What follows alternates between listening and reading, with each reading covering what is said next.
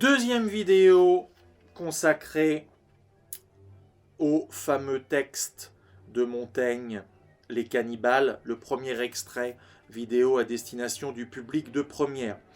Dans la première vidéo, je vous ai parlé du sens du mot émerveillable à l'époque. Je suis passé rapidement sur la valorisation du courage des combattants indiens, valorisation nettement soulignée par Montaigne, et je vous ai parlé du début du cannibalisme et en particulier de la codification très claire, très nette du rituel qui mène au cannibalisme. Je relis donc ce passage. Après avoir longtemps bien traité leurs prisonniers de toutes les commodités dont ils se peuvent aviser, celui qui en est le maître fait une grande assemblée de ses connaissants, il attache une corde à l'un des bras du prisonnier par le bout de laquelle il le tient éloigné de quelques pas de peur d'en être offensé, et donne au plus cher de ses amis l'autre bras à tenir d'eux-mêmes, et eux deux, en présence de toute l'assemblée, l'assomment à coups d'épée.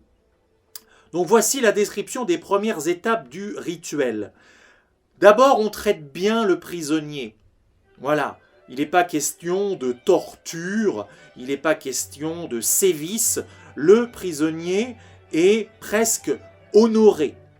Arrive une cérémonie bien particulière, un festin, un repas, on convie tout le monde. On convie les proches. Je rappelle que vous l'avez lu dans l'essai, mais ces fameux cannibales habitent dans des espèces de grandes maisons communes où ils peuvent se retrouver à plusieurs dizaines. Bien. Et donc, il y a un honneur qui est rendu, c'est-à-dire que le prisonnier a un maître, un peu comme un esclave, et ce maître convoque son ami le plus cher afin que tous les deux mettent à mort ce prisonnier dans le cadre de ce rituel qui va mener au cannibalisme. Donc, les deux Indiens tiennent à distance le prisonnier et d'abord l'assomment. C'est dit avec...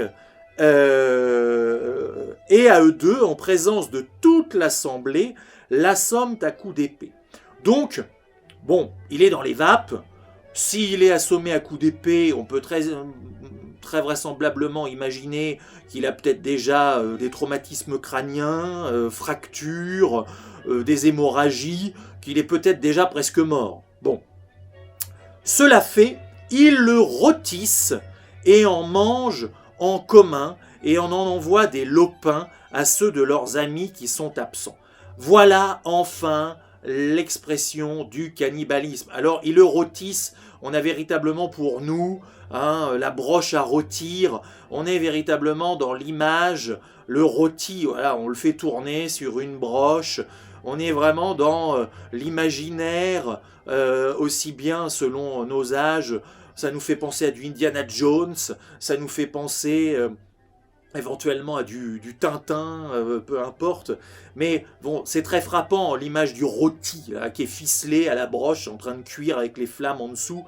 Bon, et on mange en commun et on envoie des lopins à ceux de leurs amis qui sont absents. Ce qui est intéressant à noter ici, c'est la notion de partage. On a véritablement un champ lexical de la communauté depuis le début, puisqu'on a faire une grande assemblée de ses connaissants, donne au plus cher de ses amis, en présence de toute l'assemblée, mange en commun, en envoie des lopins à ceux de leurs amis qui sont absents. Donc ça fait 5 expressions qui montrent qu'il y a la volonté de partager quelque chose. On n'est bien donc pas dans le cannibalisme à but de nourriture, mais on est dans le cannibalisme cérémoniel, dans le cannibalisme de... je ne sais pas trop comment dire, de partage. Bon. Ce n'est pas, comme on pense, pour s'en nourrir, ainsi que faisaient anciennement les Scythes, c'est pour représenter une extrême vengeance. Donc ici, Montaigne a conscience d'une objection du lecteur de son époque. Quelle va être l'objection du lecteur de l'époque? Ah, quelle horreur, ce sont des monstres, ils mangent des êtres humains, c'est des barbares. Hein, voilà, barbare au sens actuel, pas au sens grec, le barbare, celui qui ne parle pas la langue. Non, non, oh là là, quelle horreur, les monstres, ce ne sont pas des hommes. Hein, sont des animaux, il n'y a qu'un animal qui peut manger un autre animal de son espèce. Voilà, c'est bien la preuve de ce qu'on vous dit, ce ne sont pas des hommes. Montaigne contre lui-même l'objection, car il va citer l'exemple des Scythes. Alors les Scythes, c'est un peuple de l'Antiquité qui était situé globalement sur le nord de la mer Noire, en Crimée. Ça descendait donc sur l'actuel, le pourtour nord de la mer Noire, l'Ukraine, la Crimée, en descendant vers l'extrême sud de la Russie et sur l'autre côté en allant vers la Moldavie. Bon, et les Scythes ont toujours eu cette réputation depuis la haute antiquité d'être un peuple assez barbare, assez violent. Bon, c'était un peuple qui était semi-nomade. Et donc, Montaigne, comme il le fait très régulièrement, pour éclairer son propos, forcément le lecteur français de 1580, il ne sait pas à quoi ça ressemble un Indien d'Amérique. Il n'en a jamais vu. Il ne connaît pas l'Amérique. Ça a été redécouvert par les Européens à peine 90 ans avant. Donc, il n'y connaît rien. En revanche, le lecteur cultivé de son époque, il est nourri avec la mention des Scythes dans les textes gréco-romains antiques. Donc c'est une comparaison qui a pour but de l'éclairer. On lui parle de cannibalisme et de barbarie des Indiens d'Amérique, mais bon, pour lui ça n'évoque pas grand-chose. Mais en comparant ça aux Scythes, qui eux sont un peuple de l'Antiquité bien documenté et bien mentionné dans les textes depuis des siècles et des siècles, pour lui ça devient tout de suite beaucoup plus explicite. Et Montaigne nous dit, les Scythes, eux, pratiquaient le cannibalisme à visée de nourriture. Les Indiens d'Amérique pratiquent le cannibalisme à visée de vengeance. Et ici, c'est très important de le noter, quand il dit c'est pour représenter une extrême vengeance. Donc on a le renforcement avec le terme extrême, on est vraiment dans l'hyperbole. Il n'y a pas plus grande vengeance d'un peuple indien sur un autre peuple indien que, tout simplement, d'avoir tué le plus de soldats possible et avec le peu de survivants, les avoir fait totalement disparaître de la surface de la terre en les mangeant. Voilà, on ne peut pas faire mieux que de manger son adversaire, il n'en restera absolument plus rien. Bon, voilà. Et deuxième rapprochement européen qui va suivre, c'est la mention des Portugais. Et ça, c'est extrêmement important dans l'argumentation de Montaigne, car Montaigne va rattacher la pratique des cannibales en la comparant à une pratique des Européens en train de conquérir des territoires d'Amérique du Sud. Que nous dit Montaigne ? Ayant aperçu que les Portugais, qui s'étaient ralliés à leurs adversaires, usaient d'une autre sorte de mort contre eux, quand ils les prenaient, qui était de les enterrer jusque à la ceinture et tirer au demeurant du corps force coups de trait et les pendre après, ils pensèrent que ces gens ici de l'autre monde, comme ceux qui avaient semé la connaissance de beaucoup de vices parmi leur voisinage, et qui étaient beaucoup plus grands maîtres qu'eux en toutes sortes de malices, ne prenaient pas sans occasion cette sorte de vengeance, et qu'elle devait être plus aigre que la leur. Qu'est-ce qui se passe ici ? Montaigne nous dit, les Portugais, quand ils font des prisonniers chez les Indiens, ils les enterrent vivants jusqu'à la moitié du corps, voilà, peut-être ici. Les Indiens prisonniers ne peuvent plus sortir, ils sont coincés dans le sol. Et là, les Portugais s'amusent à leur tirer des flèches, flac, flac, flac, dans ce qui reste de tête et du haut du corps. Et une fois que ces gens qui ont déjà été aux 2/3 ou aux 3/4 enterrés vivants, plus sur lesquels on a tiré plein de flèches, ce qu'on appelle des traits, tirer des flèches, eh ben, c'est pas encore suffisant, on les sort du sol et on va les pendre. D'accord ? Que constate la troupe des Indiens ici? Ils se disent « Waouh, mais ce peuple qu'on ne connaît pas, qui est en train de nous envahir, qui est avec des drôles d'armure, qui est équipé avec des choses qui font du bruit et qui crachent des flammes, ils ont l'air d'avoir une méthode sacrément barbare pour tuer leurs ennemis.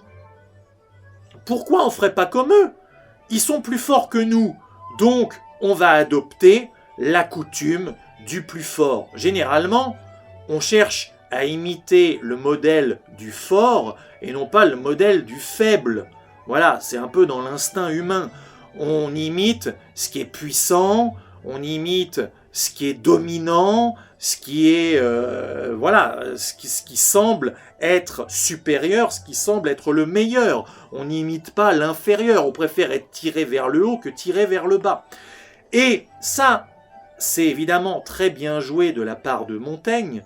N'oubliez pas qu'on est dans un texte qui fait partie de l'objet d'étude sur l'argumentation. Parce que Montaigne ne se contente pas de présenter les rituels des Indiens. Il les compare à deux peuples, on va dire, de la Grande Europe. Voilà. Un peuple ancien, les Scythes. Montaigne dit que les Scythes étaient bien pires parce qu'ils pratiquaient le cannibalisme dans le but de se nourrir. Et ça, c'est un peuple ancien. Et il les rapproche aussi des Portugais dans le cadre de la conquête de l'Amérique du Sud par les conquérants portugais. Et qu'est-ce que font les Portugais? Ils ont des coutumes absolument sadiques avec les prisonniers. Pour eux, il n'est pas question de bien traiter les prisonniers. Non, non, non. Les prisonniers, ils les enterrent aux 3/4, ils leur tirent des flèches dessus, et une fois qu'ils sont morts, ils les sortent et ils les pendent. On peut imaginer qu'ils les laissent pendus comme ça pendant des jours, voire des semaines, jusqu'à ce qu'ils pourrissent et qu'ils tombent en lambeaux, comme on pourrait avoir dans l'épitaphe Villon, la balade des pendus. Bon. Et que font les Indiens?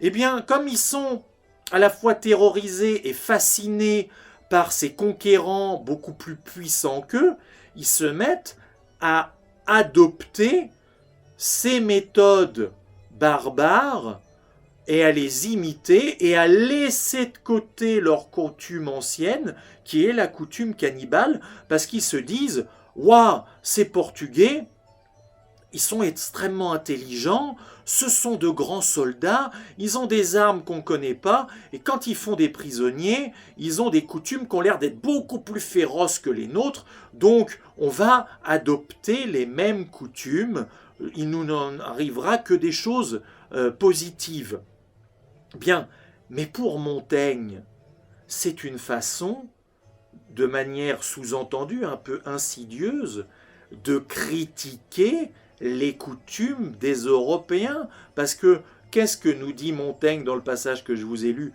Il est en train de nous dire que les coutumes portugaises, lors de la conquête de cette Amérique du Sud, sont bien plus féroces que le cannibalisme des Indiens.